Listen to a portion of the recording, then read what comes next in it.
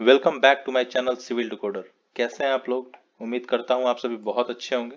आज मैं लेकर आया हूं आपके लिए बार बेंडिंग शेड्यूल को हम एक्सेल में कैसे प्रिपेयर करते हैं, कैसे एक एक बार के डायमेंशंस को निकालते हैं, बार मार्क्स को कैसे निकालते हैं, शेप का कैसे पता करते हैं, टोटल नंबर ऑफ बार्स और उनके फाइनली वेट्स जो आते हैं वो कैसे निकालते हैं।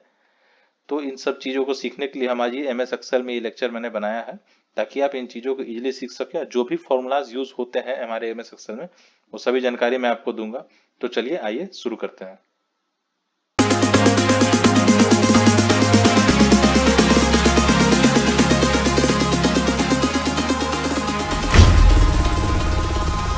तो जैसा कि आप देख पा रहे हैं हमारे पास बार बेंडिंग शेड्यूल का प्रॉपर एक फॉर्मेट है, जिसमें हमने टोटल वेट कैलकुलेट किया है 202.685 किलोग्राम्स। ये हमारे कॉलम का वेट है। फॉर एग्जांपल ये कोई भी कॉलम C1 है जिसका वेट हमने कैलकुलेट किया है। इसके लिए हमने सबसे पहले क्या किया, टेबल बनाने के लिए हमने एक सीरियल नंबर का एक कॉलम बनाया है, जिसमें हम नंबर ऑफ एलिमेंट जो भी आएंगे उनका सीरियल नंबर करेंगे। उसके बाद मेंबर्स, यानी वो जो हमारा मेंबर है, ये कॉलम हो या बीम हो, उसका डिटेलिंग हम इसमें करते हैं, उसकी ग्रिड लिखते हैं, वो कहाँ लाई कर रहा है, कॉलम की लोकेशन क्या है, बीम की लोकेशन क्या है, वो सारी चीजें हम मेंबर में लिखते हैं। उसके बाद आता है हमारा shape of bar. Shape of बार कहने का मतलब कि जो भी हमारे बार्स, जो भी इन्फोर्समेंट यूज हो रहे हैं उस कॉलम में, उसके टाइप क्या है, उसके शेप्स क्या है, तो वो बेसिकली हम इसमें ड्रॉ करते हैं। ये कैसे ड्रॉ करते हैं सब देखेंगे हम। ये है हमारा बार मार्क। बार मार्क कहने का मतलब कि उसकी नेमिंग, जो भी हमारा बार यूज हो रहा है उसकी क्या नेमिंग है, वो मेन बार है, वो स्टीरअप है, वो क्या है, वो सब हम बार मार्क में लिखते हैं। उसके बाद बारी आती है बार डाया की। बार डाया मतलब जो भी बार हमारा यूज हो रहा है उसकी डाया क्या है इन तो वो हम लिखते हैं बार डाया। उसके बाद आती है dimension of bars in metre, यानी कि जो भी हमारे बार का डायमेंशन है उससे हम मीटर्स में ABCDEF करके नेमिंग करते हैं, उसमें हम लिखते हैं। अगर ये आपको नहीं पता कि ABCDEF नेमिंग कैसे करते हैं तो इसके लिए मैंने प्रीवियस वीडियोस बना रखी हैं, आप वहां से जाकर के ये सब चीजें सीख सकते हैं, बेसिक्स। उसके बाद हमारा आता है बेंड्स।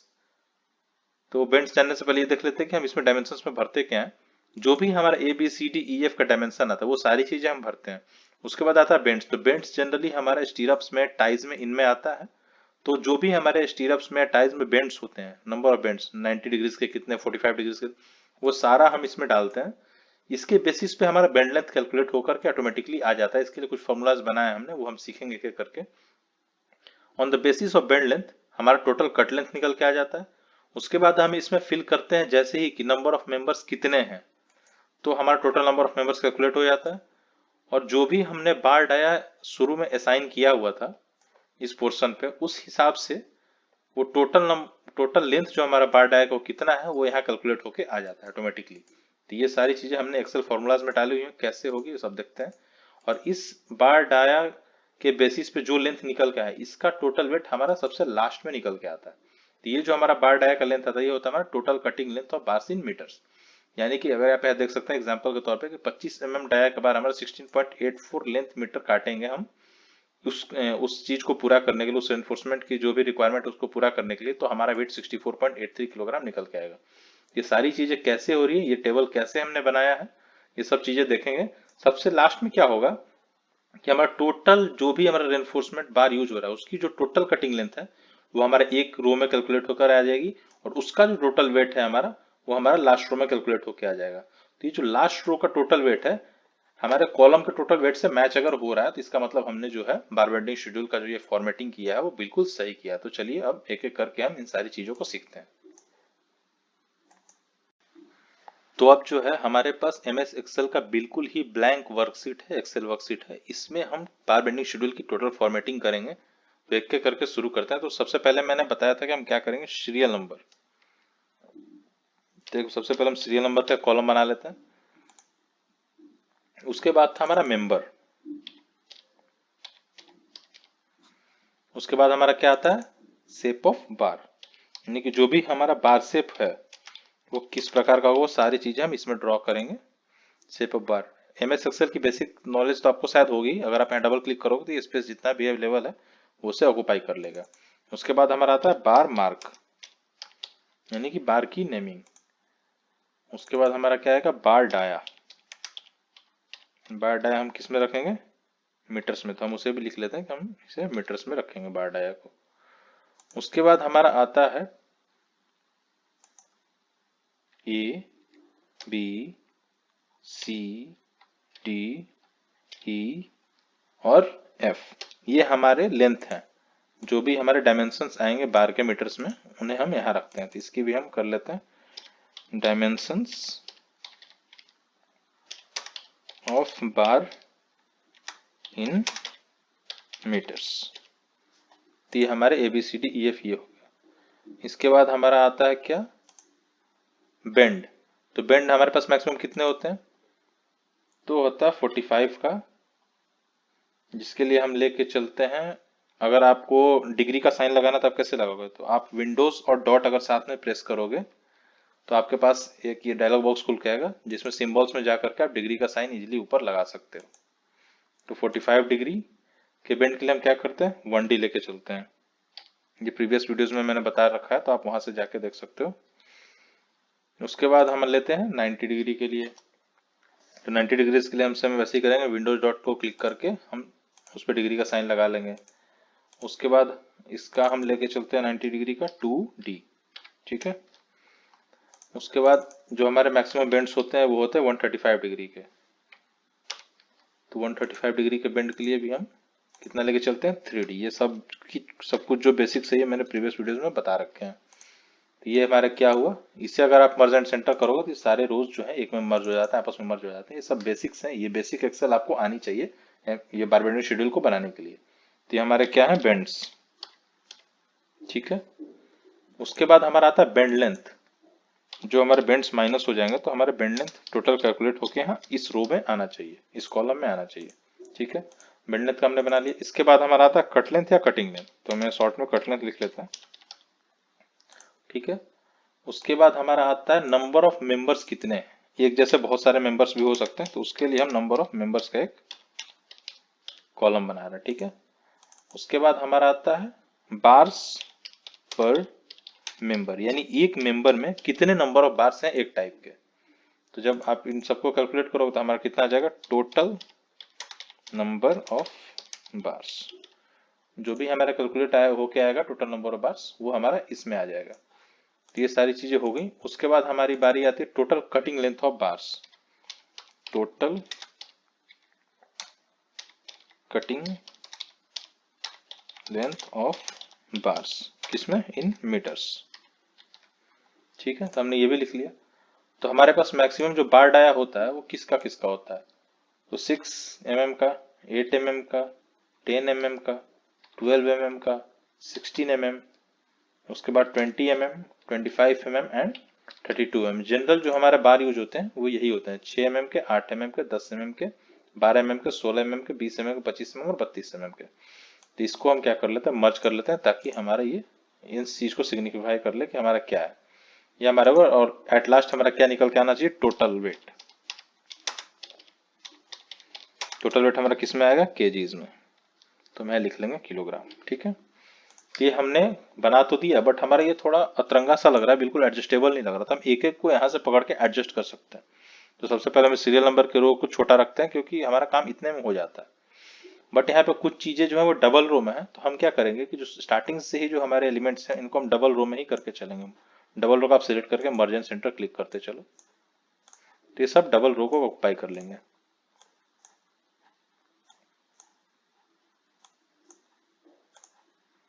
उसके बाद हमारा बार डायमीटर्स। तो ये जो चीजें आप देख रहे हो कि ये कट रहा है, तो इसके लिए हम क्या करते हैं, रैप टेक्स्ट। ये अपने आप एडजस्ट हो जाता है, ठीक है। तो जो रैप होने के लायक रहेगा वो खुद ऑटोमेटिकली रैप हो जाएगा। उसके बाद ये तो हमारा बिल्कुल सही है, इसमें कोई प्रॉब्लम नहीं है। बेंड के लिए भी हमारे स्पेस सही है। अभी हमारे यहाँ बेंड लेंथ, तो ये हमें मर्ज करना होगा दो रोज को आपस में। इसे भी हम रैप कर देते हैं ताकि हम इजीली देख सकें। कट लेंथ को भी हम मर्ज करके रैप कर देते हैं। नंबर ऑफ मेंबर्स को भी हम वही करेंगे, मर्ज करके रैप कर देंगे। बार्स पर मेंबर को भी हम वही करेंगे, मर्ज करके रैप कर देंगे। टोटल नंबर ऑफ बार्स को भी हम वही करते हैं, मर्ज करके रैप कर देते हैं। इसमें थोड़ी सी स्पेस की कमी है, इसे हम बढ़ा देंगे ताकि हमारा टोटल नंबर ऑफ बार्स दिखाई दे, ठीक है। ये सब कुछ हमारा इसलिए विजिबल हो गया। इसके बाद हमारा है total cutting length of bars in metre. तो हमारा एक ये रो फालतू दिख रहा है मुझे, यहाँ पे मिस्टेक से हो गया, तो हम इसे राइट क्लिक करके डिलीट कर सकते हैं, ठीक है। टोटल नंबर बार्स आ गया हमारा। टोटल कटिंग लेंथ भी हमारा इजीली दिख रहा है, टोटल वेट भी हमारा इजीली दिख रहा है। अगर आप इस पर डबल क्लिक करोगे तो टोटल वेट का जो स्पेस है वो ऑटोमेटिकली एडजस्ट हो जाएगा, ठीक है। या तो फिर हम इसे मर्ज एंड सेंटर करके रैप कर देते हैं, उसके बाद इसकी स्पेसिंग थोड़ी कम कर देते हैं। ठीक है, तो हमने टोटल ये निकाल लिया। अब इसका जो है हमारा वो बॉर्डर नहीं है, साइन नहीं है, तो बॉर्डर असाइन कर देते हैं। पहले सारे रोज को सेलेक्ट करके यहाँ से हम इसे बॉर्डर असाइन कर देते हैं, ऑल बॉर्डर्स। तो हमारा बॉर्डर असाइन हो गया। चीजें जो है कोई लेफ्ट अलाइनमेंट में, कोई राइट अलाइनमेंट में, तो इसे हम सेंटर अलाइनमेंट कर देते हैं। तो सारी चीज जो हमारी सेंटरली अलाइन हो गई। आप देख सकते हैं हमारा ये जो फॉर्मेट है बहुत प्यारा बन गया। इससे थोड़ा ये साफ साफ नजर आए तो इसे हम क्या करते हैं, बोल्ड कर देते हैं। सबको सेलेक्ट करके मैं बोल्ड कर देता हूँ और इस पे कोई भी कलर प्रोवाइड कर देते हैं जिससे हमारा जो चीजें हैं वो इजीली विजिबल होती है। हम येलो कलर देते हैं ताकि ब्राइटन है, ये बिल्कुल साफ साफ हमें दिखाई देगा। ठीक है, ये हमारा हो गया। उसके बाद कुछ दूर तक के जो भी हमारे रोज हैं उनको सेलेक्ट करके हम क्या करते हैं कि हम इनमें बॉर्डर्स को प्रोवाइड कर देते हैं, ऑल बॉर्डर्स।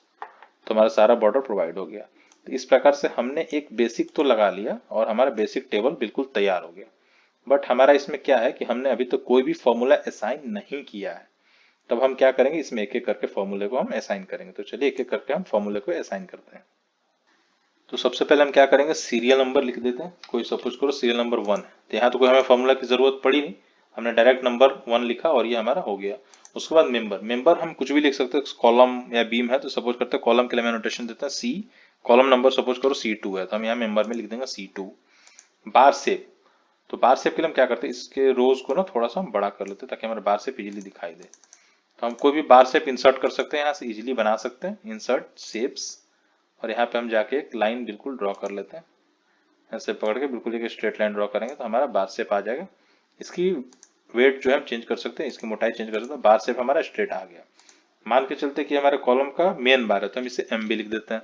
ठीक है, बार डाया हम लेके चलते हैं 25 mm का, तो ये हमारा 25 mm का एक स्ट्रेट बार कॉलम C2 में लग रहा है। ठीक है, तो इसकी लेंथ सपोज करते हैं कि 3 मीटर है तो हम लिख देंगे 3, तो हमारा ये 3 मीटर आ गया। उसके बाद क्योंकि एक स्ट्रेट है तो इसमें कोई भी शेप नहीं है, तो स्ट्रेट शेप में हम सिर्फ ए में ही डायमेंशनिंग को लिखेंगे। उसके बाद हमारा आता है बेंड्स, तो बेंड्स कितने हैं, इसमें 0 बेंड्स हैं, इसमें कोई भी बेंड्स नहीं है। ठीक है, तो हम यहाँ बेंड्स के कॉलम को खाली छोड़ देंगे। उसके बाद आता है हमारा bend length. But in case अगर हमारा बेंड लेंथ आ जाता है, सपोज यहाँ कोई स्टीरअप हमारा आता है, फॉर एग्जाम्पल हमें कोई भी स्टीरअप लेके आते हैं और यहाँ रख के देखते हैं कि हमारा कोई भी स्टीरअप अगर बार शेप है, हमारी स्टीरअप मैंने कैसे बनाया मैं आपको दिखाऊंगा, बट अभी के लिए हम इस एग्जांपल के तौर पे इस स्टीरअप को ले लेते हैं और इससे हम यहाँ एडजस्ट कर देते हैं। ठीक है, तो इस स्टीरअप में क्या है, सपोज कि कॉलम में हमारी स्टीरअप है तो हम इसकी मार्किंग क्या करेंगे ST।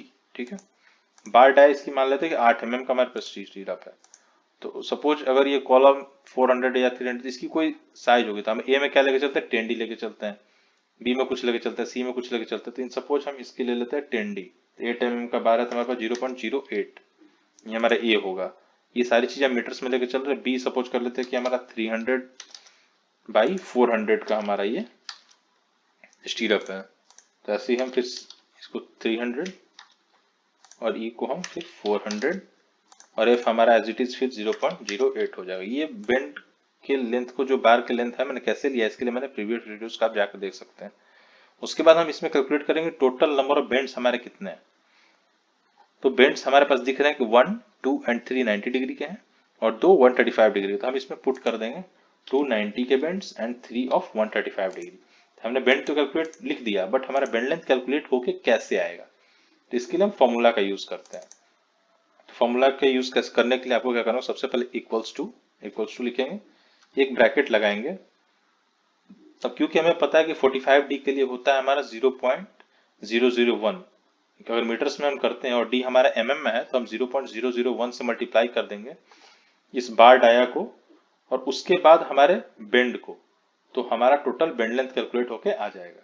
तो हम सबसे पहले इसके लिए करते हैं 45 डिग्री के लिए, तो 0.001 इंटू हमारा क्या है, ये बार डाया इंटू बार डाया इंटू जो हमारा बेंड लेंथ बेंड्स है उससे मल्टीप्लाई कर देंगे। ठीक है, तो ये हमारा 1 का हो गया। इसके बाद हम 90 डिग्री के लिए बनाएंगे प्लस, फिर से एक ब्रैकेट देंगे। अब हमारा 90 डिग्री क्या होता है 2D, तो यहाँ पे 0.002 क्योंकि मीटर्स में कर रहे हैं तो इसे डिवाइडेड बाय 1000 कर देंगे। तो हमारा 0.002 निकल के आ जाएगा। इससे हम मल्टीप्लाई करेंगे किससे, फिर हमारे बार डाया से मल्टीप्लाई करेंगे, बट इस टाइम जो है हमारा 90 डिग्री से मल्टीप्लाई हो जाएगा। ठीक है, तो हमारा दूसरा फॉर्मूला भी बन गया फॉर 90 डिग्री बेंड्स। फिर प्लस हम 135 डिग्री के लिए बना लेते हैं, तो 135 डिग्री क्या लेके चलते हैं 3D, तो 0.003 इंटू फिर से हमारा बार डाया इंटू हमारा जो 135 डिग्री में जो भी नंबर ऑफ बेंड्स आ रहे हैं, तो इन सबको करके हम ब्रैकेट देंगे और इंटर प्रेस कर देंगे, तो हमारा ऑटोमेटिकली आप देख सकते हैं कि बेंड लेंथ कैलकुलेट होके आ गया। अगर हम यहाँ 90 डिग्री के बेंड्स को 0 कर देते हैं तो हमारा बेंड लेंथ और कम हो जाएगा, यहाँ 5 कर देते हैं तो हमारा बेंड लेंथ कैलकुलेट हो गया। तो इस तरह से हमारा बेंड लेंथ कैलकुलेट होकर ऑटोमेटिकली आ रहा है फॉर्मूला पुट करने के बाद। ठीक है, तो हमारा ये बेंड लेंथ कैलकुलेट होकर इस स्टीयरअप के लिए आ गया, एग्जाम्पल के लिए हमने लिया। अब होता है कटिंग लेंथ की बारी। तो कटिंग लेंथ क्या होता है, टोटल जो हमारी लेंथ आ रही है बार की, उसमें से अगर हम बेंड लेंथ को माइनस कर देंगे तो हमारा कटिंग लेंथ इजीली निकल के आ जाएगा। उसके लिए हम क्या करेंगे, इज इक्वल्स टू ब्रैकेट डालेंगे, उसके बाद a plus b plus c plus d plus e plus f, ये सारे को हमने एडिशन कर लिया। उसके बाद हम इसमें से माइनस कर देंगे ब्रैकेट डाल करके जो हमारा बेंड लेंथ आया, तो हमारा टोटल जो हमारा कटिंग लेंथ वो निकल के आ जाएगा। आप फॉर्मूला यहाँ से भी देख सकते हो, आप मेरे साथ साथ यहाँ से भी देख सकते हो, तो आपको ये बिल्कुल समझ में आ रहा हो। टोटल बेंड लेंथ में से हमने क्या किया, कटिंग लेंथ को माइनस कर दिया, तब हम जब इंटर करेंगे तो हमारा कटिंग लेंथ ऑटोमेटिकली निकल करके आ गया। तो हमने क्या किया, बेंड्स से कटिंग लेंथ को माइनस करके निकालना सीख लिया। अब बारी आती है नंबर ऑफ मेंबर्स की। तो सपोज करते हैं कि हमारे पास ऐसे ऐसे दो स्टीरअप हैं जो कॉलम में कुछ दूर तक ऊपर में लग रहे हैं, कुछ नीचे में, तो सपोज करते हैं 2, और एक कॉलम में मान लेते हैं कि 20 लग रहे हैं, 20 स्टीरअप लग रहे हैं।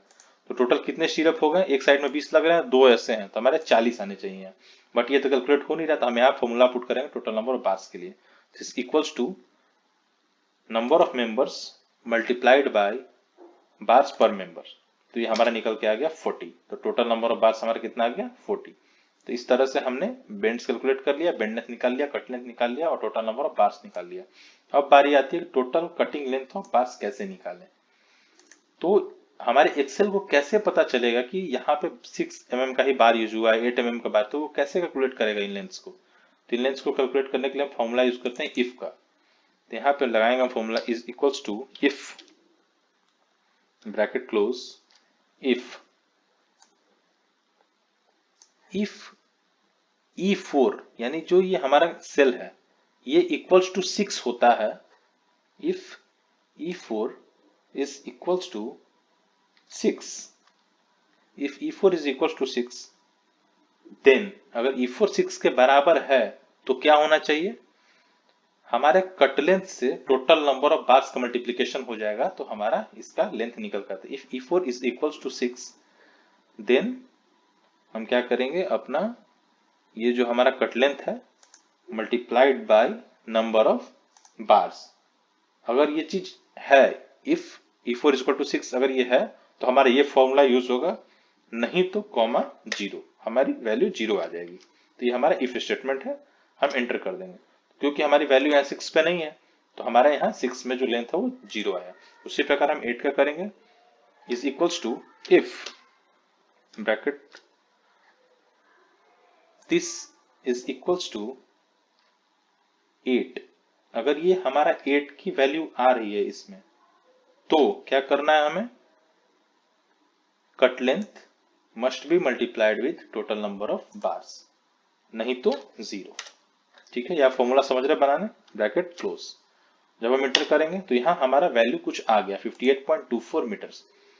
तो जैसा कि आप देख सकते हैं कि हमने बार डाया 8 ही रखा है, हमने यहाँ जैसे 6 अगर हम करेंगे बार डाया को तो हमारा यहाँ से हट करके ये 6 में कैलकुलेशन आ गई, यानी 6 mm के बार डाया की कैलकुलेशन आ गई। तो हमने अभी 8 mm का लिया तो अभी 8 mm ही रहने देते हैं, तो हमारे ये 8 mm में लेंथ कैलकुलेट होके आ गए। इसी प्रकार हम सारे बार्स का कर लेते हैं, 10 का करते हैं, इफ ब्रैकेट क्लोज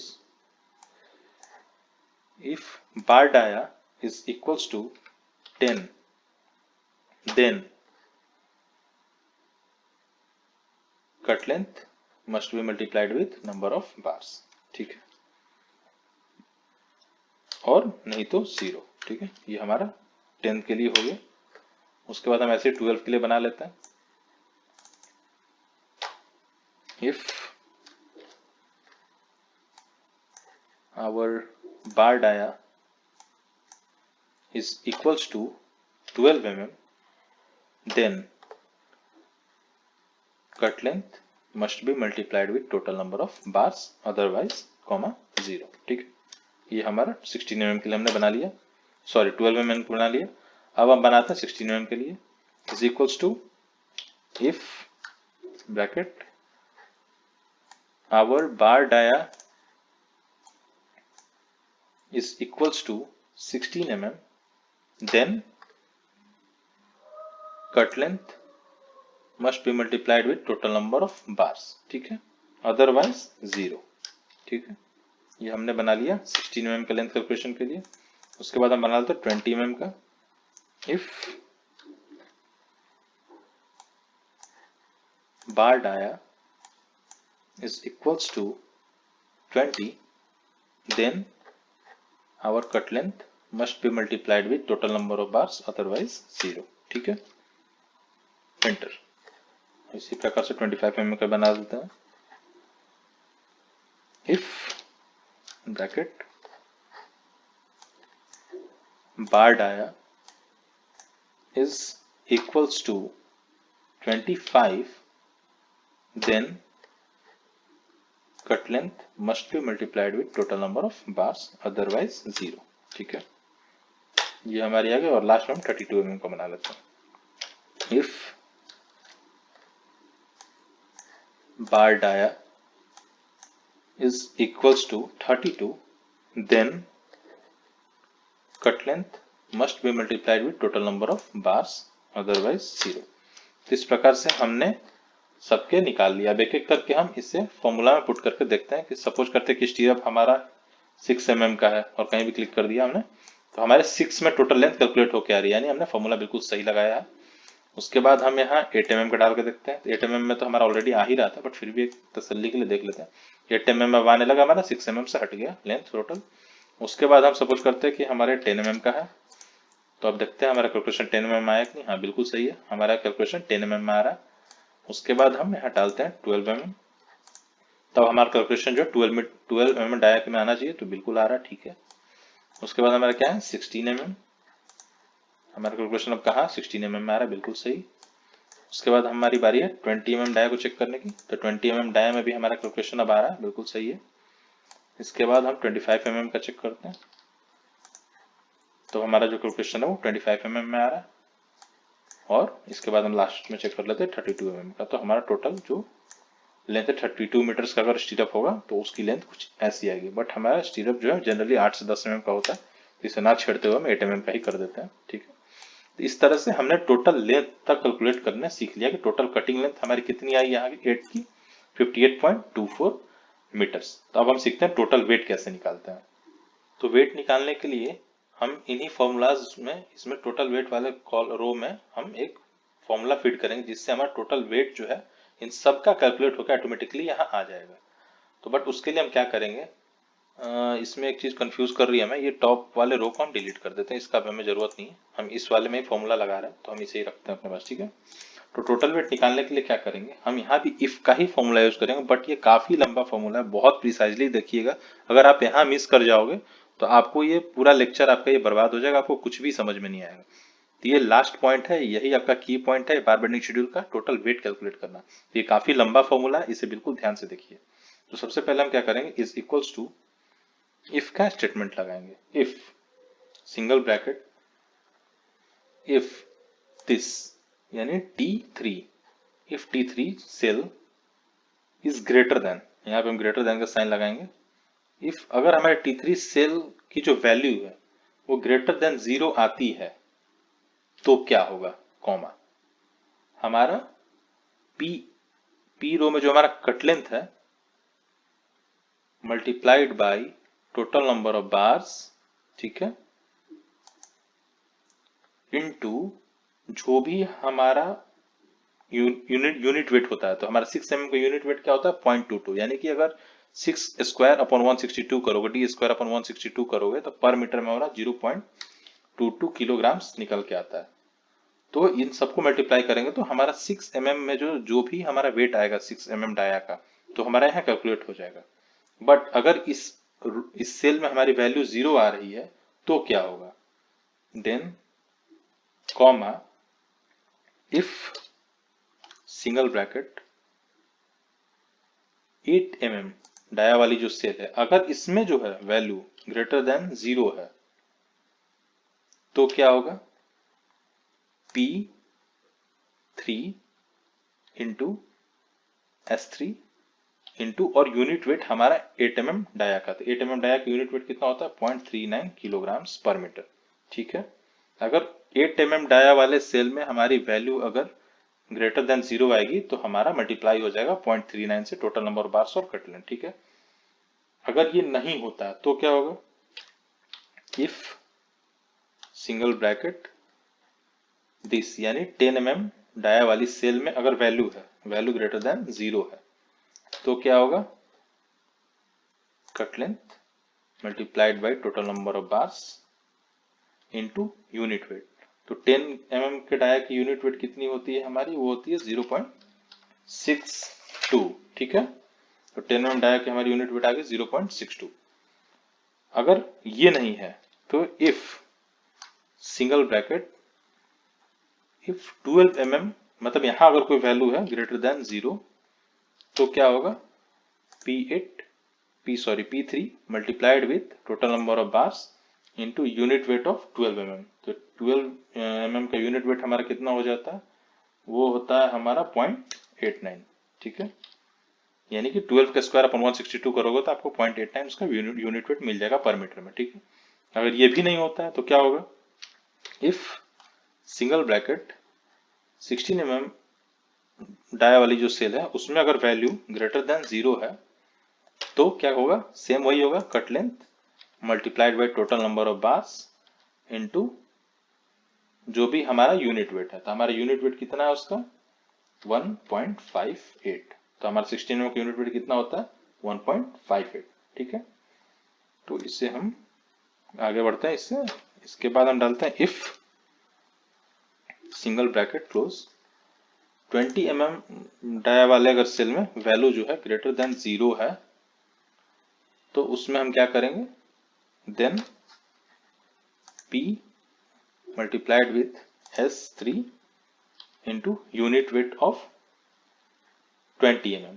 तो 20 mm बार की हमारी यूनिट वेट कितनी होती है, ये अप्रोक्स होती है 2.47। ठीक है, अगर ये भी नहीं है तो हमारा क्या होगा, इफ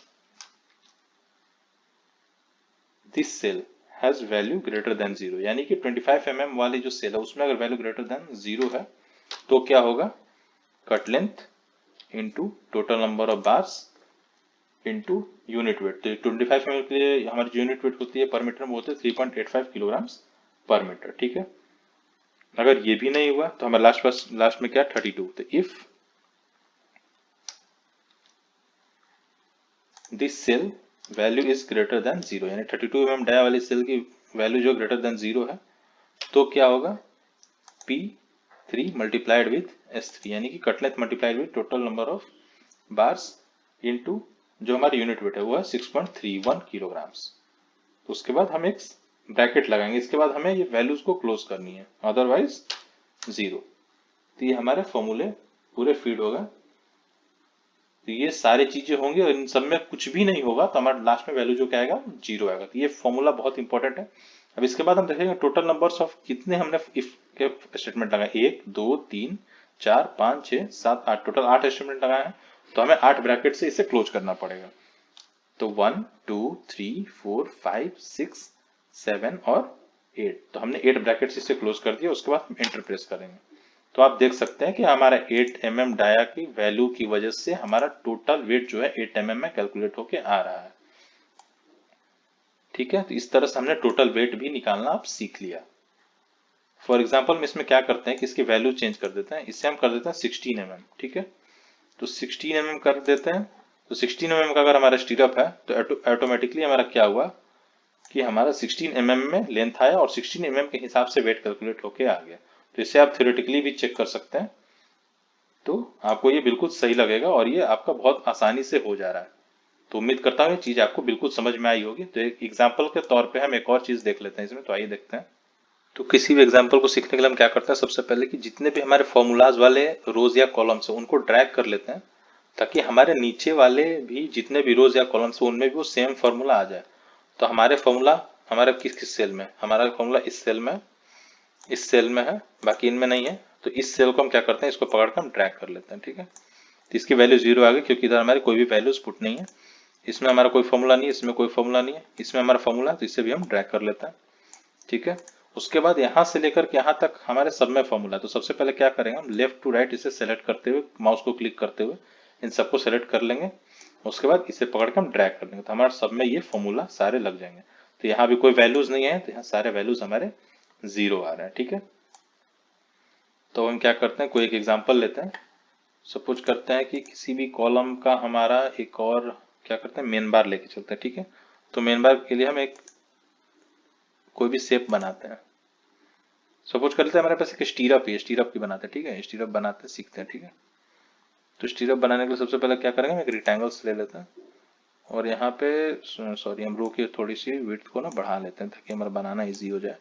उसके बाद हमें पे क्या है, रेक्टेंगल बनाएंगे, ठीक है। तो आप इस तरह से भी बना सकते हो, बहुत इजी है। और या तो आप यहाँ से शेप फिल को हटा दो, नो फिल कर दो, तो आपका ये रेक्टेंगल बिल्कुल बन के तैयार हो गया। इसका आप कलर भी चाहो तो आप चेंज कर सकते हो, फिलहाल हम इसी कलर में रहने देते हैं। अगर हम इसमें क्या करें, शेप में लाइंस ऐड कर दें, यहाँ पे ऐसे पकड़ के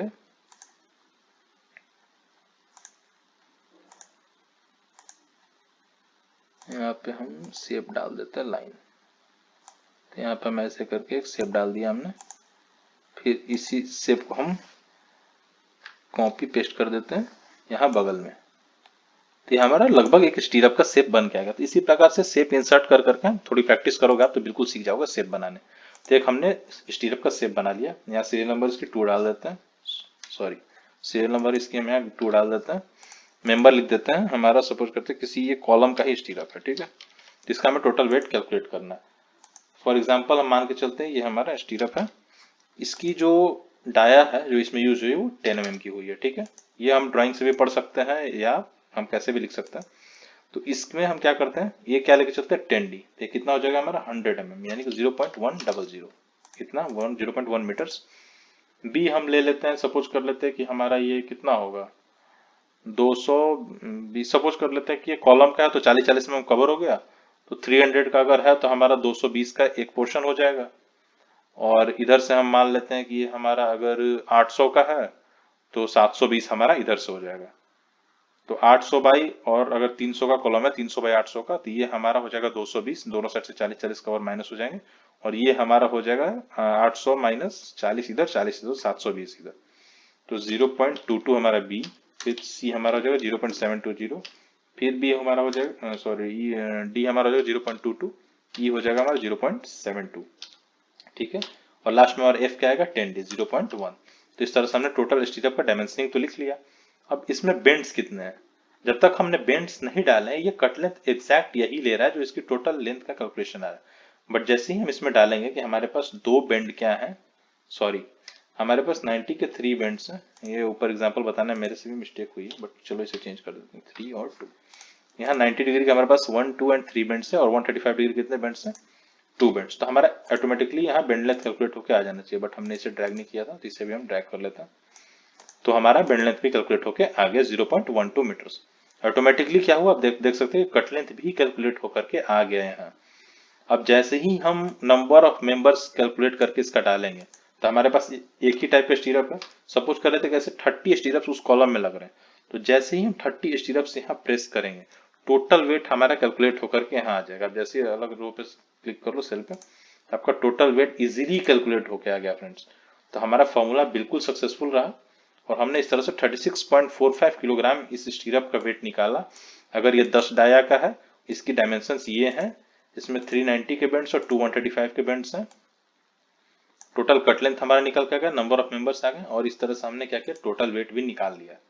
तो फाइनली फ्रेंड्स हमने बार बेंडिंग शेड्यूल प्रिपेयर करना सीख लिया। ये बहुत इजी है, आप इसमें थोड़ी सी मॉडिफिकेशन कर सकते हो। अगर आपने एक्सेल सीख रखा तो आप बहुत इजीली इन चीज़ों को कर पाओगे। इसे अलाइन कर सकते हो, आप इसे बोल्ड कर सकते हो। जैसे मैं इसे सेंट्रली अलाइन कर देता हूँ, देखने में थोड़ा खूबसूरत लगता है। बोल्ड कर देता हूँ ताकि चीज़ें बिल्कुल क्लियर दिखाई दें। तो ये सब आप कर सकते हो, ये आपकी क्रिएटिविटी के ऊपर है। और अगर आपने एक्सेल सीख रखा है तो प्रोफेशनली आप इसे जितना बेहतर बना सको आप बना सकते हो। तो होप उम्मीद करता हूँ कि आपको ये बिल्कुल समझ में आया होगा और आपको टोटल वेट निकालने में कोई परेशानी नहीं होगी। अगर कहीं भी फॉर्मूलाज में कोई भी परेशानी आती है तो आप कमेंट करके हमसे बिल्कुल पूछ सकते हो। तो thank you so much guys. So thank you so much guys for watching this video. I hope कि ये वीडियो आपको अच्छी लगी हो। अगर ये आपको वीडियो अच्छी लगी हो या आपके बार बेंडिंग शेड्यूल के प्रिपरेशन में एक्सेल में आपकी हेल्प की हो तो आप इस वीडियो को लाइक ज़रूर करें, मुझे काफ़ी अच्छा लगेगा। ये हमारे बार बेंडिंग शेड्यूल सीरीज़ का लेक्चर नंबर 6 था। इससे पहले मैंने 5 वीडियोस और की हुई हैं जिसका लिंक मैं डिस्क्रिप्शन बॉक्स में डाल देता हूँ। तो आप वहाँ से जाकर मेरे प्रीवियस वीडियोस को देख करके बेसिक्स सीख सकते हो। और अगर आप हमारे चैनल पर नए हो तो हमारे चैनल को सब्सक्राइब ज़रूर करो। सिविल इंजीनियरिंग से जुड़ी बहुत सारी तमाम जानकारियों के लिए हमारे साथ बने रहें। So thank you so much guys.